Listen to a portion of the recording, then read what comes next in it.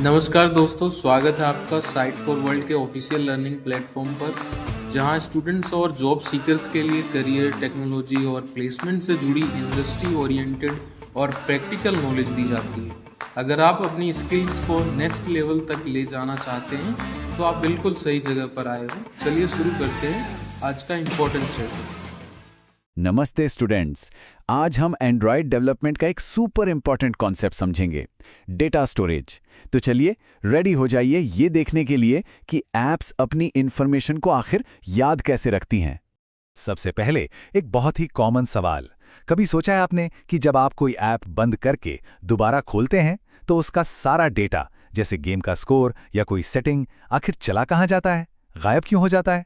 चलिए आज इसके पीछे का रीजन और सॉल्यूशन दोनों समझते हैं।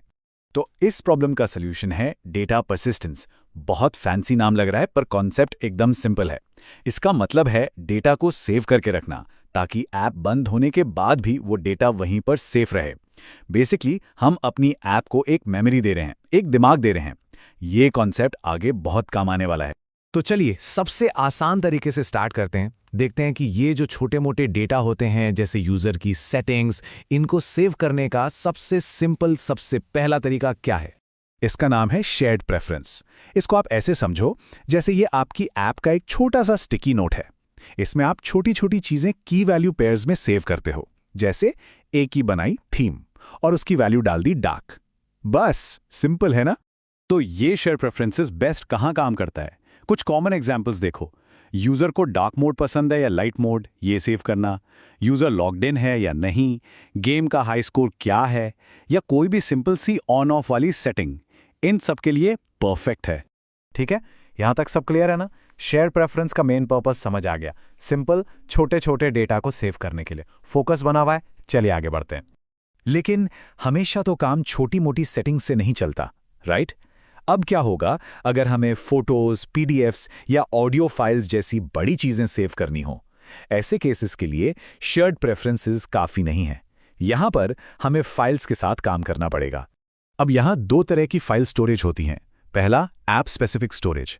ये आपकी ऐप का प्राइवेट लॉकर है।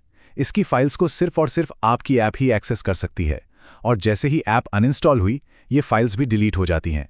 दूसरा है शेयर्ड स्टोरेज। ये एक पब्लिक लाइब्रेरी जैसा है। इसमें रखी फोटोज या वीडियोस को दूसरी ऐप्स भी देख सकती हैं, और ऐप अनइंस्टॉल होने के बाद भी ये फाइल्स फोन में ही रहती हैं।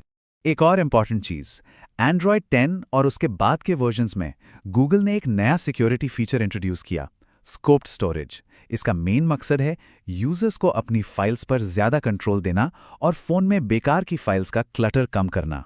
ये एक बहुत जरूरी अपडेट है जिसके बारे में पता होना चाहिए। ओके, अब तक हमने सिंपल सेटिंग्स और फाइल्स की बात कर ली, लेकिन अब हम बढ़ रहे हैं सबसे पावरफुल स्टोरेज सॉल्यूशन की तरफ। तो नेक्स्ट स्टेप के लिए तैयार हो? ये कॉन्सेप्ट थोड़ा एडवांस्ड है, पर बिलीव मी बहुत काम का है। अब आते हैं सबसे बड़े चैलेंज पर, स्ट्रक्चर्ड डेटा। मान लो आपको एक पूरी कॉन्टैक्ट लिस्ट सेव करनी है, या एक टू डू लिस्ट, या एक म्यूजिक लाइब्रेरी। इस तरह की कॉम्प्लेक्स ऑर्गेनाइज डेटा के लिए हम यूज करते हैं डेटाबेसेस। हर एंड्रॉयड फोन के अंदर एक बहुत ही पावरफुल डेटाबेस इंजन पहले से ही इंस्टॉल्ड होता है। इसका नाम है SQLite। ये एक RDBMS है, यानी ये डेटा को टेबल्स, रोज और कॉलम्स में स्टोर करता है। ये बहुत पावरफुल है, लेकिन इसको डायरेक्टली यूज करना थोड़ा सा मुश्किल हो सकता है, थोड़ा ट्रिकी। तो इसी मुश्किल को आसान बनाने के लिए गूगल ने हमें दिया रूम। रूम एक मॉडर्न लाइब्रेरी है जो SQLite के ऊपर एक आसान सी लेयर बना देती है। इसको ऐसे समझो, अगर SQLite एक कार का पावरफुल इंजन है, तो रूम उस कार का स्टीयरिंग व्हील, गियर और पेडल्स हैं, जिससे उस इंजन को कंट्रोल करना सुपर इजी हो जाता है। रूम SQLite को यूज करना बहुत सिंपल और सेफ बना देता है। तो ये तीनों एक साथ काम कैसे करते हैं? सिंपल है, आपकी ऐप सीधे बात करती है रूम से, स्टेप 2, जो हमारा फ्रेंडली हेल्पर है।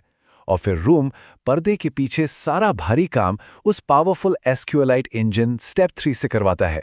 इससे आपको डायरेक्ट इंजन की टेंशन नहीं लेनी पड़ती। स्क्रीन पर देखिए, ये रोम डेटाबेस का एक छोटा सा कोड एग्जाम्पल है। हाँ, कोड देखकर घबराना बिल्कुल नहीं है। इसे हम आगे के सेशंस में बहुत डिटेल में समझेंगे। अभी के लिए बस एक आइडिया ले लीजिए कि ये दिखता कैसा है।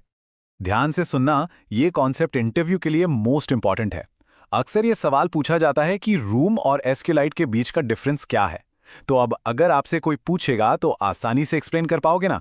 इस कॉन्सेप्ट को क्लियर रखना बहुत जरूरी है।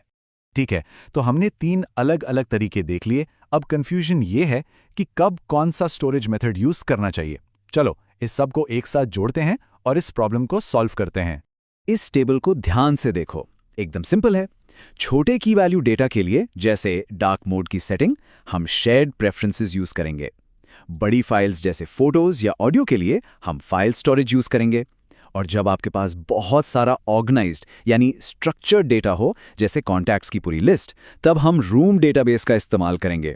क्लियर है? तो आज हमने काफी कुछ सीख लिया है, पर सिर्फ सुनने से तो काम नहीं बनेगा, राइट? इन कॉन्सेप्ट्स को सॉलिड करने के लिए आपका एक्शन प्लान क्या होना चाहिए, आइए देखते हैं। पहला काम, आज जो भी सीखा है उसे अपने नोट्स में रिवाइज कीजिए। दूसरा, थोड़ा डिटेक्टिव बनो। कोई भी ऐप जो आप यूज करते हो उसके बारे में सोचो और गेस करो कि वो डेटा स्टोर करने के लिए इनमें से कौन सा तरीका यूज कर रही होगी। और हाँ, तैयार रहिए, अगले सेशन में हम शेयर प्रेफरेंसेस को कोड करके और डिटेल में समझेंगे। तो आज के लिए बस इतना ही। इस टॉपिक को प्रैक्टिस जरूर करना, क्योंकि प्रैक्टिस से ही कॉन्सेप्ट सॉलिड होते हैं और इंटरव्यू में कॉन्फिडेंस आता है। याद रखिए, सिर्फ देखने से नहीं, कोडिंग करने से ही आती है। तो हमारे चैनल को सब्सक्राइब कीजिए और वीडियो को अपने दोस्तों के साथ शेयर जरूर कीजिए। कमेंट सेक्शन में अपना डाउट या नेक्स्ट टॉपिक लिखना मत भूलिएगा।